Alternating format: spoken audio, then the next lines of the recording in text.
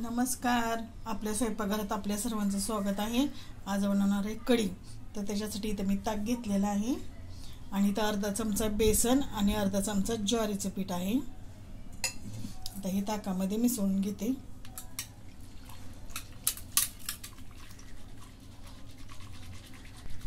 आता हे मिक्स करून झालेलं आहे.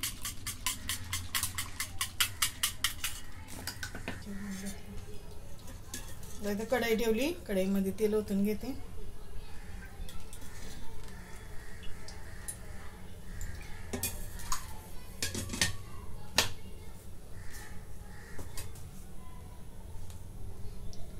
त्याच्यात मोहरी, जिरे,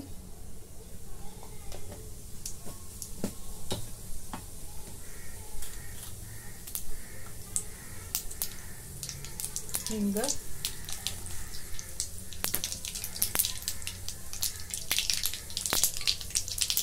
चिरून घेतलेला कढीपत्ता,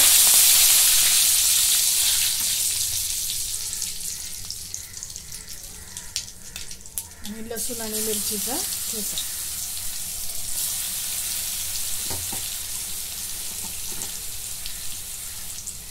हळद,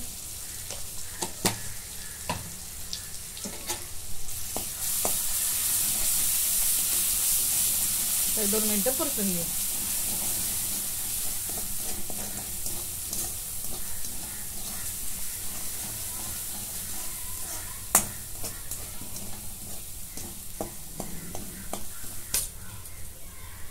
आता हे ताक ओतून घेते.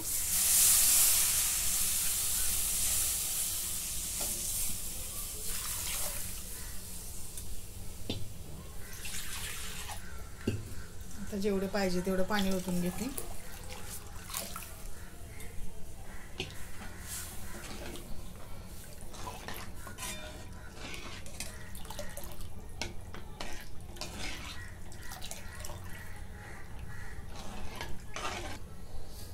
चिरलेली कोथिंबीर,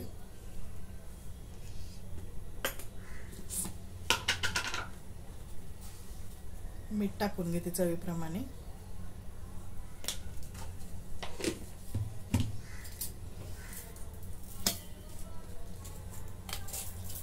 थोडीशी साखर. आता ह्याला उकळी आणू. हे बघा, कढीला कशी उकळी आलेली आहे. ज्वारीचं पीठ टाकलं आणि सारखं असं हलवत राहिलं की कढीला उकळी येते, कढी फुटत नाही. कुठं सुद्धा कढी फुटलेली नाही.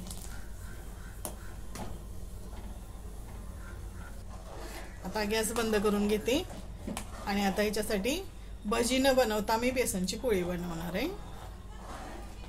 आता नंतर बनवून घेऊ. आता इथं मी बेसन पीठ घेतलेलं आहे, त्याच्यामध्ये ओवा टाकून घेते. कढीपत्ता बारीक चिरून घेतलाय. थोडा खाण्याचा सोडा, थोडं मीठ,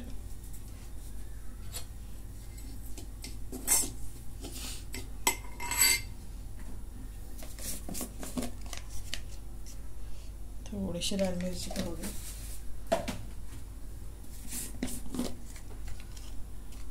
थोडीशी हळद. आता हे पाणी घालून पोळीसाठी भिजवून घेते.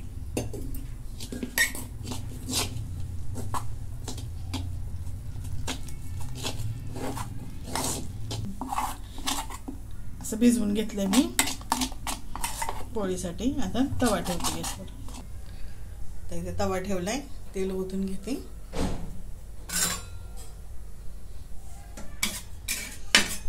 बारीक केला. आता हे बेटर ओतून घेते.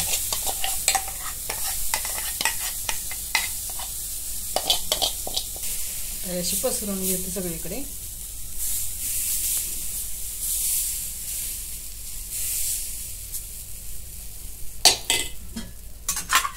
आता इकडे कढईने तेल सोडून घेते.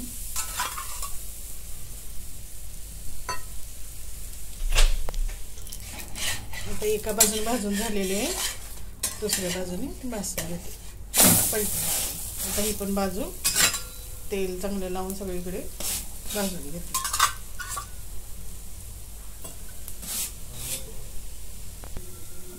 आता ही दोन्ही बाजूंनी मी अशी चांगली खरपूस अशी भाजून घेतलेली आहे. आता ही काढून थंड करून घेते. आता ही पोळी थोडी थंड झालेली त्याची मी अशी तुकडे करून घेते. तर मी याच्यात टाकून घेते.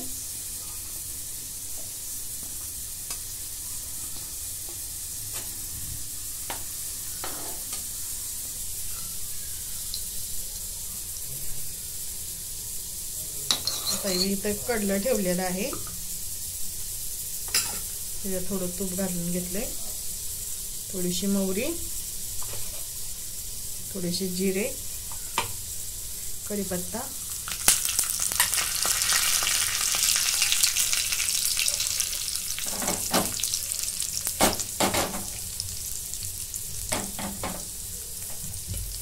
आणि लाल मिरच्या.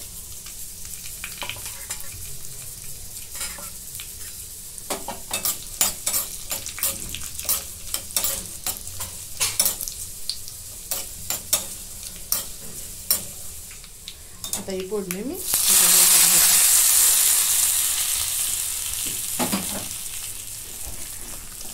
आता ही मिक्स करून घेते. अशा प्रकारे आपली कढी तयार. तुम्हाला जर आवडली तर लाईक करा, शेअर करा, सबस्क्राईब करा. धन्यवाद.